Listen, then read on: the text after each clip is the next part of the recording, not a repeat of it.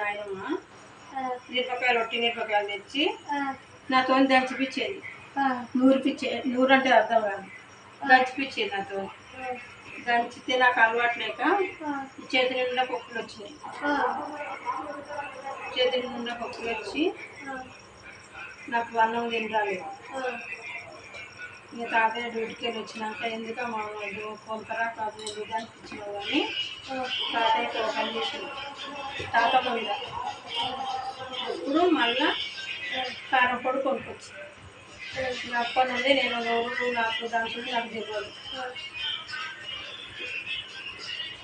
నోరుకి ఇచ్చింది తెలియలేదు నాకు అప్పుడు చిన్నగా ఉన్నా. ఎన్ని ఇయర్స్ 14 సంవత్సరాలు ఉన్నా. 14 డేస్ అన్నీ వేసిన కలిపి పోయినా పెడతా.